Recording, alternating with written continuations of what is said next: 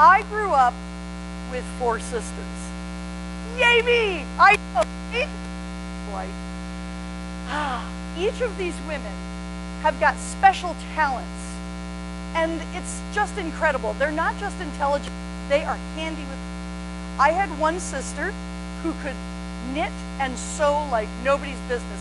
There was a sweater I wanted. How many of you remember the old TV show Starsky and Hutch? We're going back a few years, right? And remember Starsky always had that sweater. He always wore this white and black sweater, and I loved that sweater. I looked at Mary, I said, Mary, I really love that sweater. I can do that pattern. And within a week, she had it done. What? Whoa! She was that good. Now, another sister, the hero of the family, I dabble in crocheting.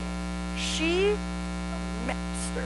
She is that good. A third one likes to do woodworking. I know that's not exactly girl stuff, they're doing woodworking, but every year she does scroll work Christmas cards.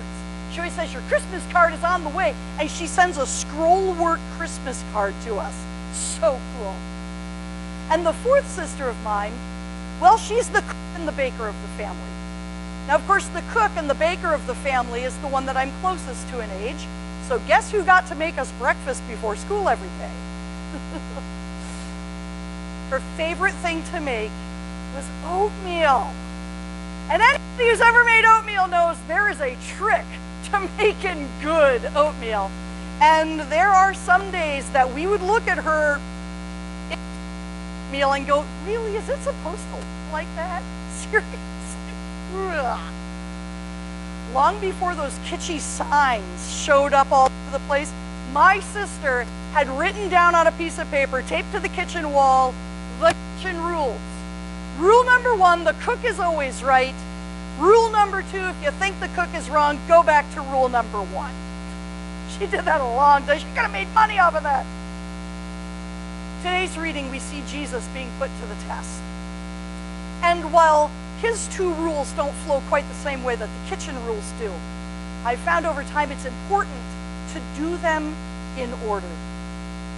Now, to first better understand this passage, I want to back up just a bit. So Jesus had just shut down the Pharisees, or the Sadducees. The Sadducees came first, right?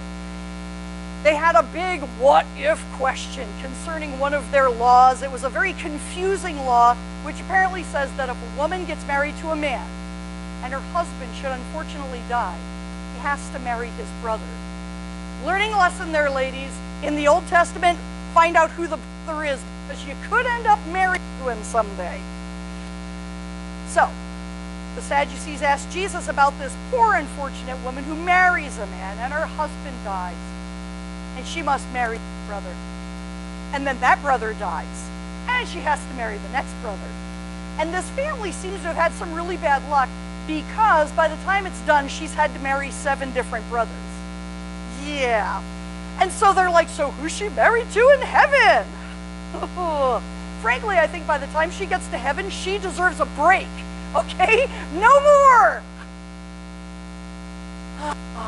Jesus. I love how he starts off his answer to the Sadducees. If you go back and read it, he just simply says, you know nothing about the law. Why are you even coming to me? You know nothing about the law. He gets them all sorted about the heaven problem, and he caps it with, and besides, why are you worried about death? God is the God of the living, not of the dead. And this, nowadays, if this was like, you know, Jesus was there, he'd take his mic and just, boom, drop it. That's it, you're done. Next. And that sets the tone for our reading. This is where the Pharisees come in and they think, we've got it. We've got the ultimate come from behind winning question. We're going to shut down this little know-nothing. They ask a doozy of a question. Doozy. Their lawyers should automatically put us on alert. And when the Pharisees heard he had silenced the Sadducees, they came together, and one of them, who was a lawyer, tested him by asking him, Teacher, which is the greatest commandment in the law? Which is the greatest commandment in the law? Hold on to that. I may need that for you. Yes, I do. Now, so you know, counting the 10 Commandments They have 613 laws. 613 laws that covered everything, your civil life, your moral life, all of the rituals, everything. These were laws that people of those days thought, if I follow every single one of those 613 laws, I am going to go to heaven. Barely follow 5. Come on, Jesus, how do you choose which is the greatest of our 613 laws? Don't murder, that's a biggie. Don't lie, don't covet. Maybe make sure you do every single sacrifice for every single thing that you do wrong. Jesus takes them back to the beginning. And I'm going to have to admit, I always thought Jesus said this first, and he didn't.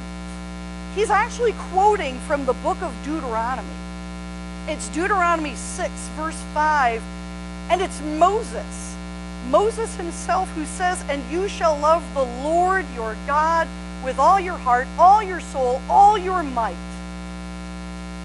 All your soul, all your heart, all your might. After all of the laws, even Moses had to back them up a little bit and remind the people of the first and the most important thing in their lives. The Lord is our God. You have to love him, and you have to love him with everything. And Jesus again teaches the Pharisees, the lawyers, through a person he knows they're not going to go back and argue with Moses, right? If Moses said it, that must be right. Now then, after his answer, Jesus goes back and asks the Pharisees some of those questions, some of those big questions, and he knows they don't know the answer. And they walk away in a befuddled mess. But I'm sure the questions that gave these men some food for thought. Questions like these are what I like to call way homers. On my way home, I start to think of the answer. Have you ever had questions like that? On the way home, that's what I should have said. And I kind of know how they feel just a little bit. Now, as many of you know or may have heard, I'm in the process of becoming a local licensed pastor. And I've got an awesome, awesome group of people that I meet with about every month or so. Our mentoring team.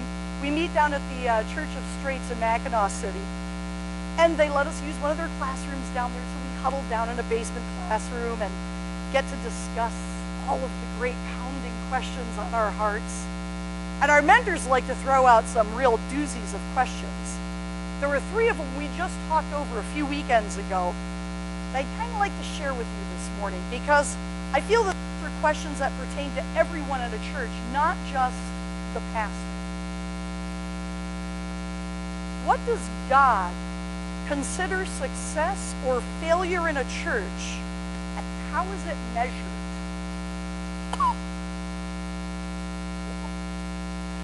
How does God consider success or failure in a church, and how is it measured? Yeah, the crickets that you're hearing in your head, that's what was in that classroom at that time too. We're sitting in this little tiny classroom, and there was that huge, long pause. And I'm thinking to myself, oh, don't give the wrong answer. I know it's not how many people go to church. I know that. But what is it? Oh, what's the right answer? Is there a right answer? Gotta be a right answer. The questions made me very uncomfortable.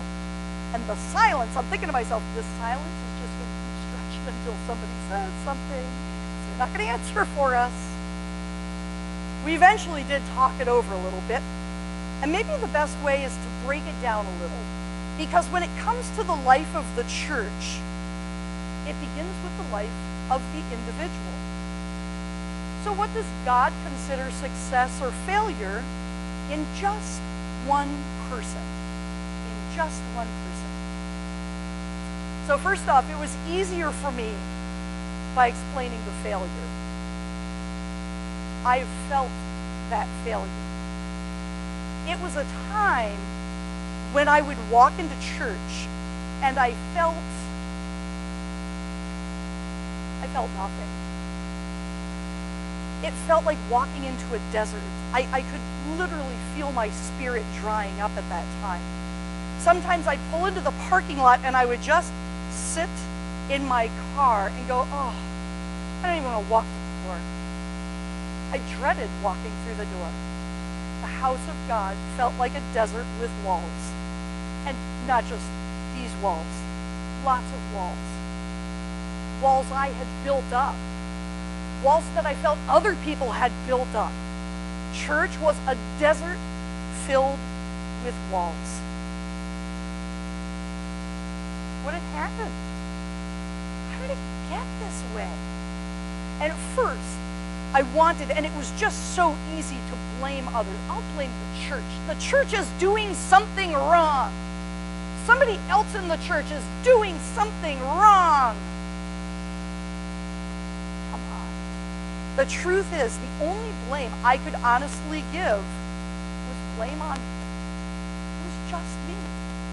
It took me a very, very long time to realize church felt like a desert filled with walls because I didn't put God into the church. I didn't put God into my life. God wasn't my center anymore. I forgot rule number 1. Love the Lord your God. And not with this fly-by-night, I kind of like you and everything's going nice, God. The kind of love that's deep. How about you? Have you ever felt that emptiness? I'll tell you what. God led me out of that desert place. It was inside. And he will lead any of us out of that too. I had to remember to love the Lord my God, all my heart, all my soul, all my mind. I had to become passionate about God again. I had to let him fill me up inside because you see, that's what God does. When we feel empty and we feel dry inside, God fills us. And he fills us not just with the good stuff. He fills us with the best stuff. I gotta show you, right?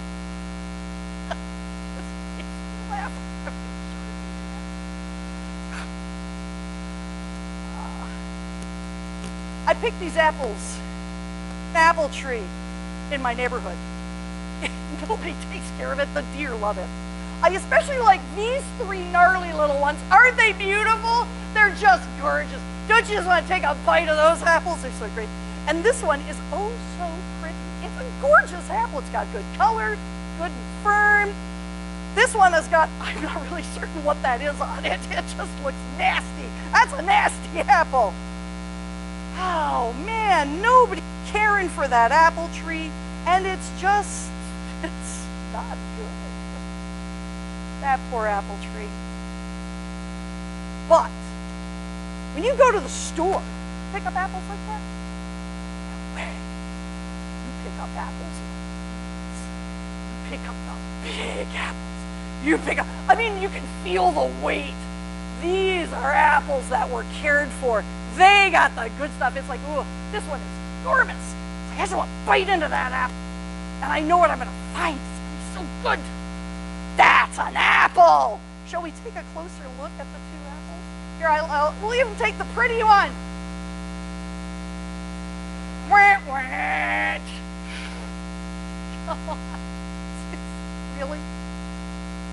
God fills us with the best stuff. When God is centered inside us, the Spirit just flushes out all that bad stuff. Sometimes it's this gentle little rain tamping down the dust. You get that fun little smell. Sometimes it's a flash flood. He just goes through it. He washes everything out. There's hidden stuff inside. You can't tell which it's going to be. When you ask God to be the center of your life, and you say, I need you to wash things out, you don't know which you're going to get.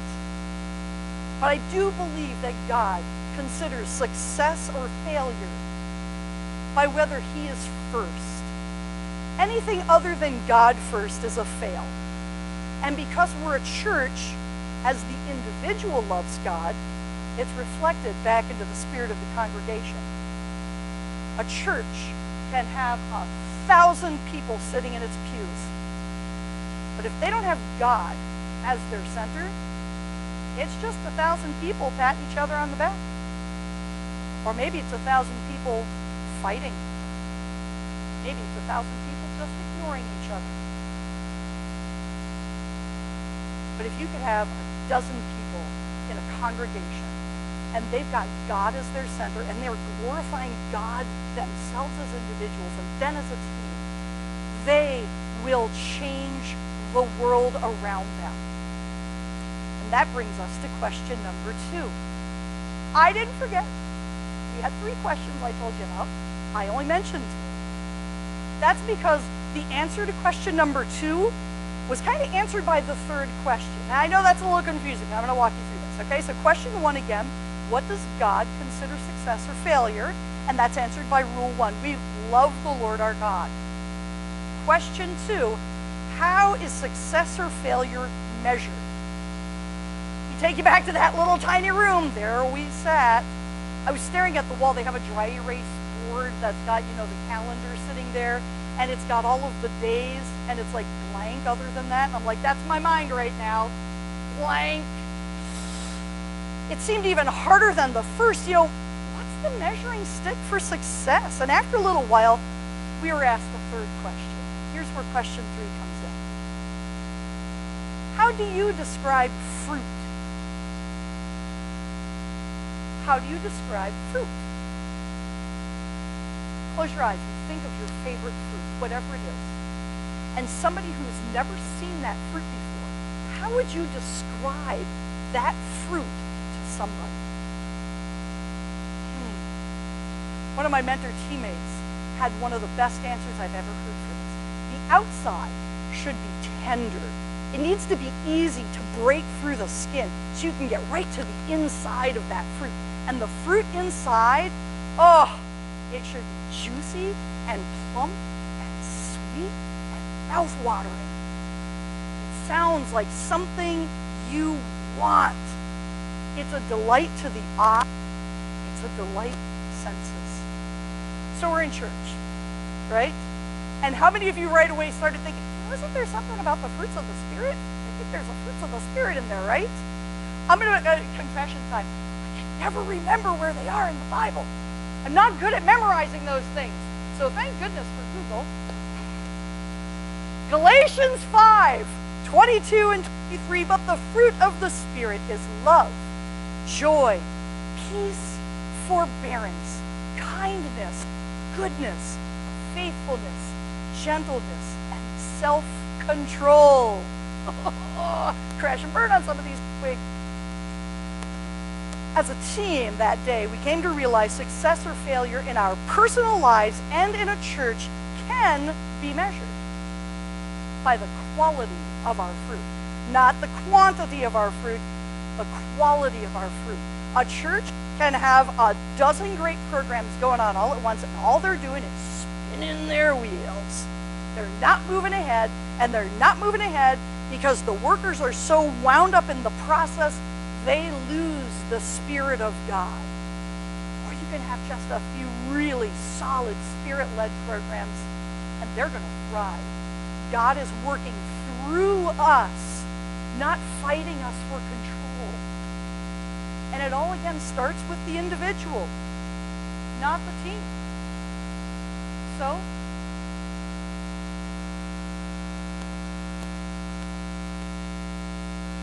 how does your love look?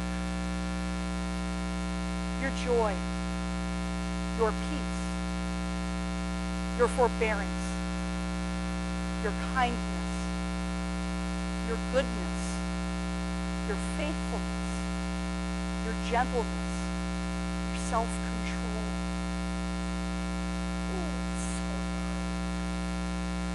Is it easy to get to? Or is it kind of like trying to crack open a coconut? Have you ever tried to crack open a coconut?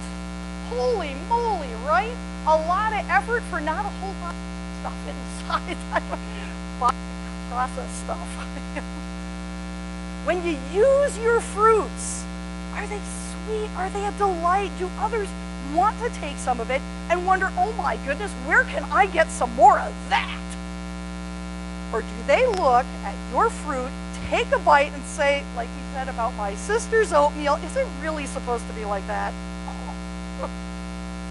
The more we reflect upon it, success or failure, it can be measured by how my fruit is growing and how my fruit is being shared with others.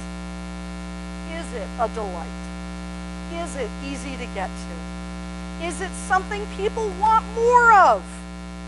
Okay, some days yes, some days no. And on the days that it's no, having trouble with rule number 2, go back to rule number 1. If I can't love my neighbor as I love myself, sharing my fruits, I have to go back to rule number 1 and remember to love the Lord, to let God fill me with the best stuff to refresh us and make us whole again.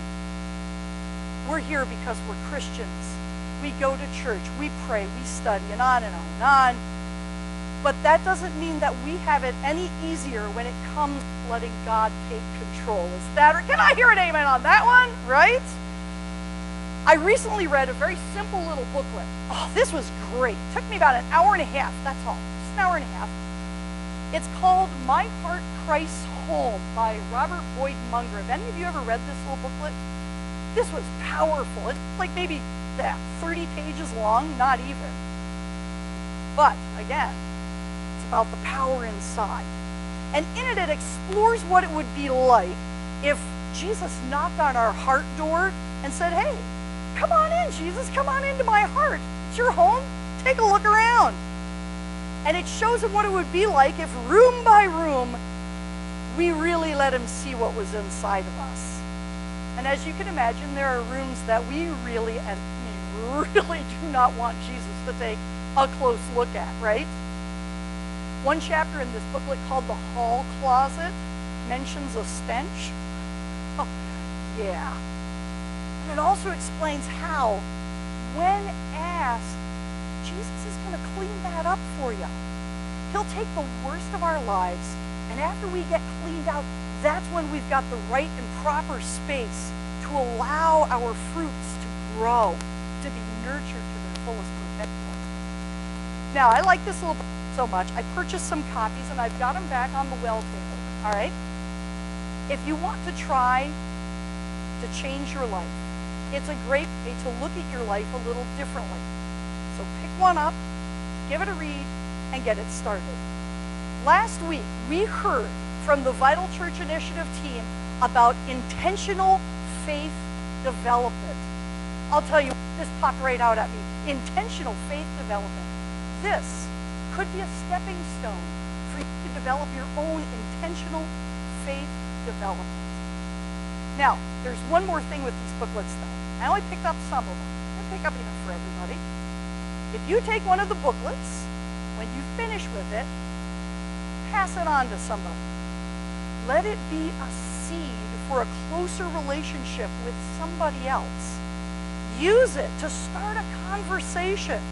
Maybe some of the rooms you were happy to let Jesus in.